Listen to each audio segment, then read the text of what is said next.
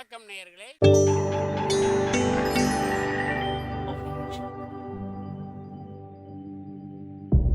மகிழ்ச்சிக்கோர் தென்கட்சி என்ற அலைவரிசையில்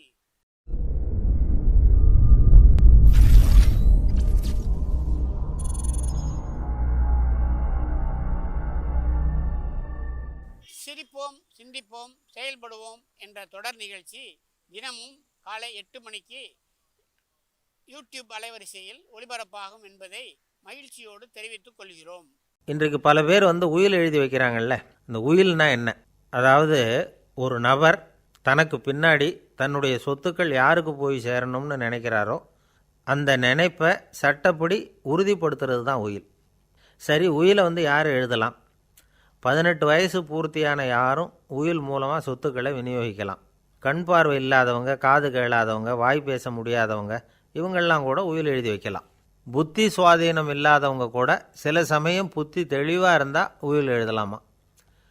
குடிபோதையில் இருக்கிறவங்க, தாங்கள் என்ன செய்கிறோங்கிறது தெளிவாக அறிய முடியாதவங்க, நோய் நொடியில் இருக்கிறவங்க, இவங்கெல்லாம் உயில் எழுத முடியாது.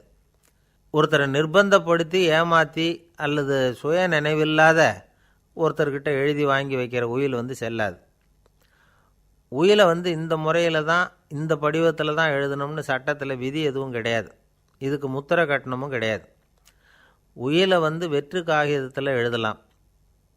அச்சடிக்கணும், டைப் அடிக்கணுங்கிற அவசியம் கூட இல்லை. கையாலேயே கூட எழுதலாம். எழுதி இருக்கிறது புரியணும், அவ்வளவுதான்.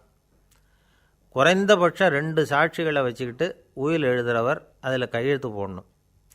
கையெழுத்து போட தெரியாதுன்னா இடது கை பெருவிரல் ரேகை வைக்கலாம். உயில் சாசனத்துக்கு சாட்சிகள் கையெழுத்து இல்லைன்னாலும் அது செல்லாது. அப்புறம் ப்ரிவிலேஜ்டு வில் அப்படின்னு இருக்குது. அதுக்கு மட்டும் சாட்சிகள் தேவையில்லை. அது என்னென்னா, இந்த விமானப்படை, கப்பல் படை அல்லது யுத்தத்தில் பணிபுரியும் நபர்கள் அவங்கெல்லாம் இருக்கிறாங்க இல்லையா, அப்படிப்பட்டவங்க எழுதுகிற உயில் அது. அதுக்கு சில விசேஷ சலுகைகள் உண்டு. ஒருத்தர் முதல்ல ஒரு உயில் எழுதி வைக்கிறார், அதுக்கப்புறம் மனசு மாறி போகுது, அது வேணாம்னு நினைக்கிறார், ரத்து செஞ்சுடலாம். அதுக்கப்புறம் வேறு உயிலும் எழுதலாம். உயிரோடு இருக்கிற வரைக்கும் எத்தனை தடவை வேணும்னாலும் உயில் எழுதலாம். கடைசியாக எழுதப்பட்ட உயில் சட்டப்படி சரியாக இருந்தால் அதுதான் அமலுக்கு வரும். சரி, எழுதுகிற உயிலை ரகசியமாக வச்சுருக்கிறது எப்படி? இது ஒரு கேள்வி.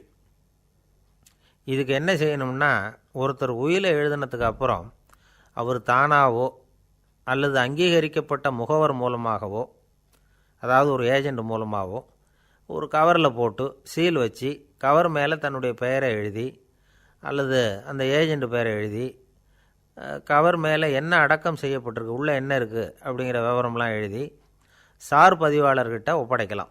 இதுக்கு கட்டணம் உண்டு. அதுக்கப்புறம் எப்போ தேவைப்படுதோ அப்போ ஒரு மனு கொடுத்து அந்த கவரை திரும்ப வாங்கிக்கலாம். இப்போ எழுதுகிற உயிலை இவ்வளவு நாளுக்குள்ளே பதிவு செய்யணுங்கிற கால வரையறை உண்டா அப்படின்னு ஒரு கேள்வி வரலாம் இல்லையா? எப்போ வேணும்னாலும் பதிவு செய்யலாம். நம்மால் ஒருத்தர் ஒரு நாள் ரொம்ப அவசரமாக வந்தார். இந்த உயில் எழுதுறது சம்பந்தமாக பூரா விவரமாக எனக்கு உடனே தெரியணும்னார். நான் உடனே அவரை வக்கீல் ஒருத்தர்கிட்ட அழைச்சிட்டு போனேன். அவர்கிட்ட எல்லா விவரமும் கேட்டு தெரிஞ்சுக்கிட்டார். ரொம்ப தேங்க்ஸ்ன்னு சொல்லிவிட்டு 2 பேரும் வெளியில் வந்தோம். அதுக்கப்புறம் இவர்கிட்ட கேட்டேன், ஆமாம் இவ்வளவு விவரமாக கேட்குறீங்களே, உங்களுக்கு எத்தனை பிள்ளைங்க சார் அப்படின்னு கேட்டேன். 6 பேர் சார் அப்படின்னார். சரி, இருக்கிற சொத்து எவ்வளவுன்னு கேட்டேன். அதை இனிமே தான் சம்பாதிக்க போகிறேன் அப்படின்னார். ஐயா தென்கட்சி கோ சுவாமிநாதன் அவர்களின் மகிழ்ச்சிக்கோர் தென்கட்சி தொடர் நிகழ்ச்சியினை கேட்டு பயன்பெறுங்கள். நிகழ்ச்சியினை பிடித்திருந்தால் உங்களுக்கு கமெண்ட் பாக்ஸில் உங்கள் கமெண்ட்டுகளை பதிவு செய்யுங்கள், ஷேர் செய்யுங்கள், லைக் செய்யுங்கள், கண்டிப்பாக சப்ஸ்கிரைப் செய்யுங்கள். நன்றி, வணக்கம்.